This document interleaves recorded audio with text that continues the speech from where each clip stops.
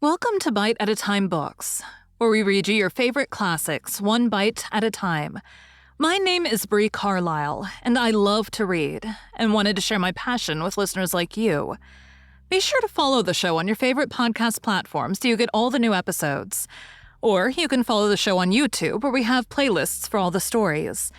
You can find us on all the social medias at Bite at a Time Books, or on our website, biteatatimebooks.com, where you can also sign up for our newsletter for more information on what we're reading and what's coming next for the podcasts. We're a part of the Bite at a Time Books Productions Network. If you'd also like to hear what inspired your favorite classic author to write their novels, and what was going on in the world at the time, check out the Bite at a Time Books Behind the Story podcast, Tuesdays, wherever you listen to podcasts. Today we'll be continuing The Adventures of Sherlock Holmes by Arthur Conan Doyle. The Red-Headed League. Bite 3. We traveled by the underground as far as Aldersgate, and a short walk took us to Saxe-Coburg Square, the scene of the singular story which we had listened to in the morning. It was a poky, little, shabby-genteel place, where 4 lines of dingy 2-storied brick houses looked out into a small railed-in enclosure, where a lawn of weedy grass and a few clumps of faded laurel bushes made a hard fight against a smoke-laden and uncongenial atmosphere. 3 gilt balls and a brown board with Jabez Wilson in white letters upon a corner house announced the place where our red-headed client carried on his business. Sherlock Holmes stopped in front of it with his head on one side and looked it all over, with his eyes shining brightly between puckered lids. Then he walked slowly up the street, and then down again to the corner, still looking keenly at the houses. Finally, he returned to the pawnbroker's, and having thumped vigorously upon the pavement with his stick 2 or 3 times, he went up to the door and knocked. It was instantly opened by a bright-looking, clean-shaven young fellow who asked him to step in. "Thank you," said Holmes. "I only wish to ask you how you would go from here to the Strand." "3rd right, 4th left," answered the assistant promptly, closing the door. "Smart fellow, that," observed Holmes as we walked away. "He is, in my judgment, the 4th smartest man in London, and for daring, I'm not sure that he has not a claim to be 3rd. I've known something of him before." "Evidently," said I. "Mr. Wilson's assistant counts for a good deal in this mystery of the Red-Headed League. I'm sure that you inquired your way merely in order that you might see him." "Not him." "What then?" "The knees of his trousers." "And what did you see?" "What I expected to see." "Why did you beat the pavement?" "My dear doctor, this is a time for observation, not for talk. We are spies in an enemy's country. We know something of Saxe-Coburg Square. Let us now explore the parts which lie behind it." The road in which we found ourselves as we turned round the corner from the retired Saxe-Coburg Square presented as great a contrast to it as the front of a picture does to the back. It was one of the main arteries which conveyed the traffic of the city to the north and west. The roadway was blocked with the immense stream of commerce flowing in a double tide inward and outward, while the footpaths were black with the hurrying swarm of pedestrians. It was difficult to realize, as we looked at the line of fine shops and stately business premises, that they really abutted on the other side upon the faded and stagnant square which we had just quitted. "Let me see," said Holmes, standing at the corner and glancing along the line. "I should like just to remember the order of the houses here. It is a hobby of mine to have an exact knowledge of London. There is Mortimer's, the tobacconist, the little newspaper shop, the Coburg branch of the City and Suburban Bank, the vegetarian restaurant, and McFarland's carriage-building depot. That carries us right on to the other block.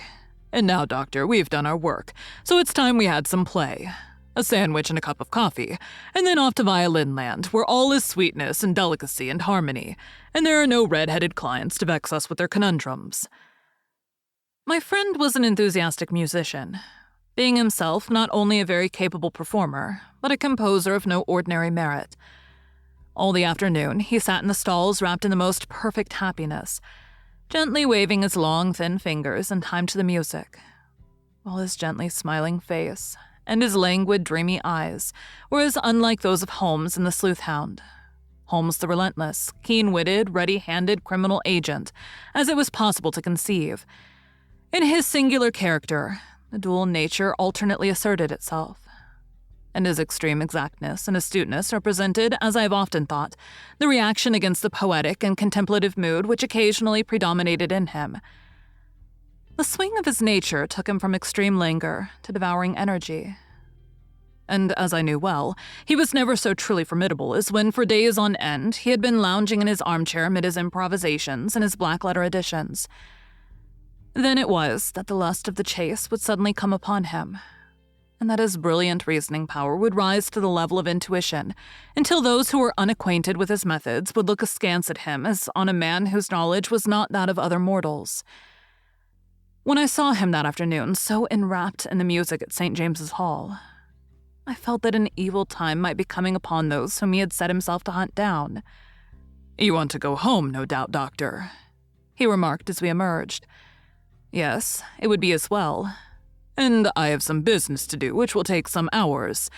This business at Coburg Square is serious." "Why serious?" "A considerable crime is in contemplation. I have every reason to believe that we shall be in time to stop it. But today being Saturday rather complicates matters. I shall want your help tonight." "At what time?" 10 will be early enough." "I shall be at Baker Street at 10. "Very well. And I say, Doctor, there may be some little danger, so kindly put your army revolver in your pocket." He waved his hand, turned on his heel, and disappeared in an instant among the crowd.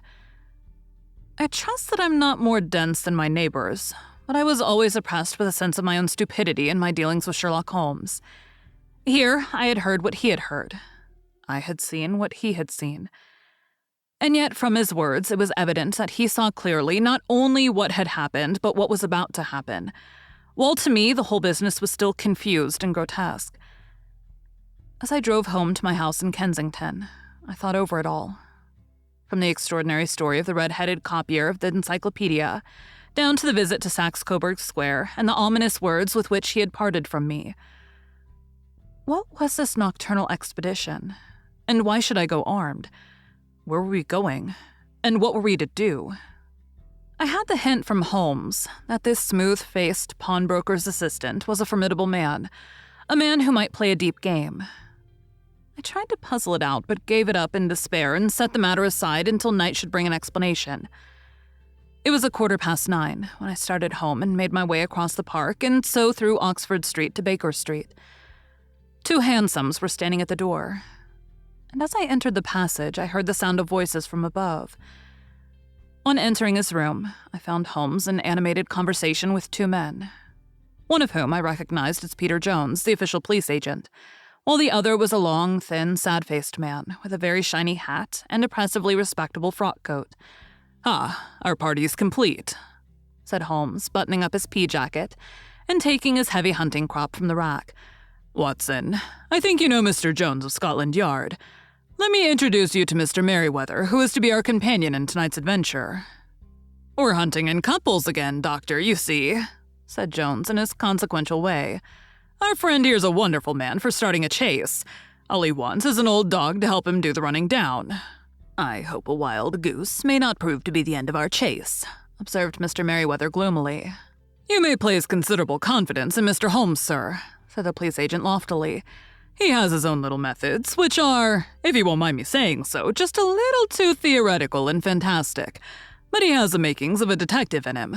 It is not too much to say that once or twice, as in that business of the Chateau murder and the Agra treasure, he has been more nearly correct than the official force." "Oh, if you say so, Mr. Jones, it is all right," said the stranger with deference. "Still, I confess that I miss my rubber. It is the first Saturday night for 27 years that I have not had my rubber." "I think you will find," said Sherlock Holmes, "that you will play for a higher stake tonight than you have ever done yet, and that the play will be more exciting. For you, Mr. Merriweather, the stake will be some £30,000, and for you, Jones, it will be the man upon whom you wish to lay your hands. John Clay, the murderer, thief, smasher, and forger. He is a young man, Mr. Merriweather, but he is at the head of his profession, and I would rather have my bracelets on him than on any criminal in London. He is a remarkable man, is young John Clay. His grandfather was a royal duke, and he himself has been to Eton and Oxford.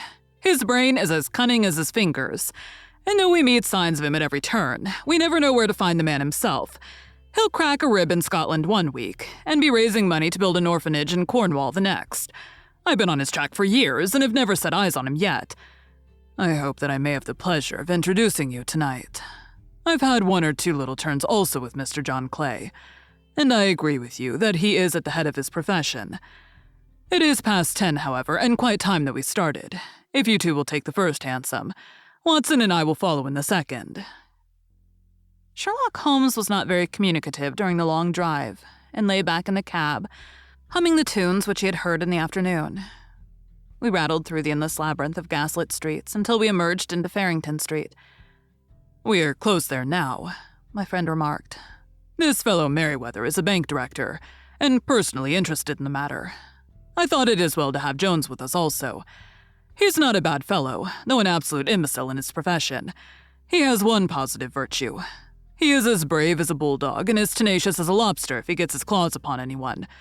Here we are, and they're waiting for us." We had reached the same crowded thoroughfare in which we had found ourselves in the morning. Our cabs were dismissed, and following the guidance of Mr. Merriweather, we passed down a narrow passage and through a side door which he opened for us.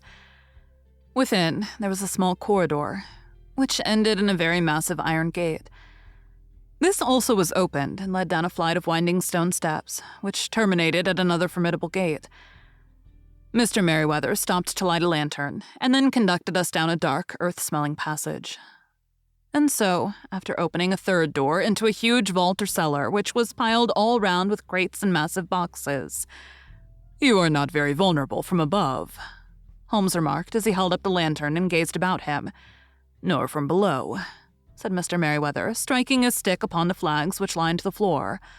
"Why, dear me, it sounds quite hollow," he remarked, looking up in surprise. "I must really ask you to be a little more quiet," said Holmes severely. "You've already imperiled the whole success of our expedition. Might I beg that you would have the goodness to sit down upon one of those boxes and not to interfere?" The solemn Mr. Merriweather perched himself upon a crate, with a very injured expression upon his face, while Holmes fell upon his knees upon the floor, and with the lantern and a magnifying lens began to examine minutely the cracks between the stones. A few seconds sufficed to satisfy him, for he sprang to his feet again and put his glass in his pocket. "We have at least an hour before us," he remarked, "for they can hardly take any steps until the good pawnbroker is safely in bed. Then they will not lose a minute, for the sooner they do their work, the longer time they will have for their escape. We are at present, Doctor, as no doubt you've divined, in the cellar of the city branch of one of the principal London banks. Mr. Merriweather is the chairman of directors, and he will explain to you that there are reasons why the more daring criminals of London should take a considerable interest in this cellar at present." "It is our French gold," whispered the director. "We have had several warnings that an attempt might be made upon it." Thank you for joining Bite at a Time Books today, while we read a bite of one of your favorite classics. Again, my name is Bree Carlile, and I hope you come back tomorrow for the next bite of the adventures of Sherlock Holmes. If you enjoyed our show, be sure to follow us so you get all the new episodes. We would also love for you to drop us a rating on your favorite podcast platform. You can catch us on all the social medias at Bite at a Time Books, or check out our website, biteatatimebooks.com, where you can sign up for our newsletter. Our show is part of the Bite at a Time Books Productions Network. If you would also like to hear about the authors who write the books we read on the show, check out the Bite at a Time Books Behind the Story podcast, wherever you listen to podcasts, or on biteatatimebooksbehindthestory.com.